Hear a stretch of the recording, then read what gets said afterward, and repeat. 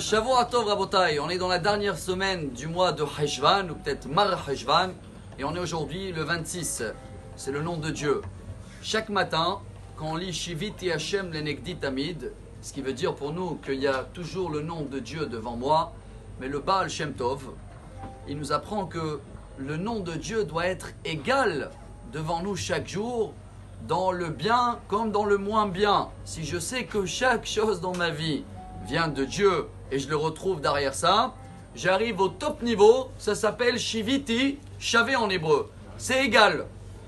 Il y avait une fois un roi qui a cherché partout un diamant super pour sa couronne royale.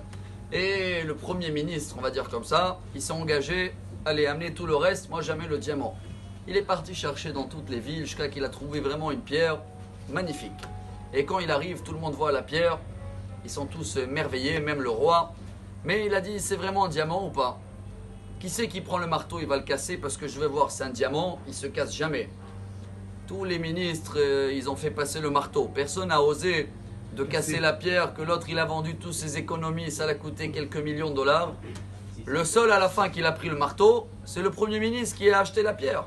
Parce que lui, il a dit, je prends le risque. Bon, il a frappé fort, le marteau, il s'est cassé. Ah, le roi, il était content, c'est un vrai diamant. Tout le monde lui demandait, comment tu as osé?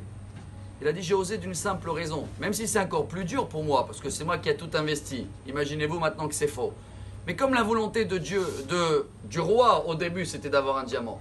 Et maintenant, sa volonté, c'est de savoir si ce diamant, il est vrai ou pas. Moi, je fais la volonté du roi, peu importe les résultats. Ça explique un peu le sacrifice d'Abraham, que même si Dieu, il a promis un enfant, il a tout donné, d'un coup, il a dit de le sacrifier. Shiviti, c'est égal pour moi la demande de Dieu, peu importe dans la lumière ou dans l'obscurité.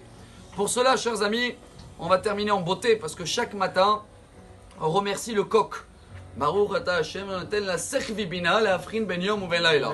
Qu'est-ce qu'il a de spécial, le coq? Quoi, c'est le réveil, il sait reconnaître entre la journée et la nuit. Tous les animaux savent reconnaître quand c'est jour ou quand c'est nuit. Mais le seul qui sait que même dans la nuit, dans l'obscurité, il y a la lumière qui arrive. Même pendant que c'est noir, il annonce déjà la journée, c'est le coq. Alors nous, on doit prendre l'exemple du coq, chers amis. Et il sait que même dans les moments où je ne fais pas ce que j'ai envie d'étudier, hop, la machine à laver, elle a sauté.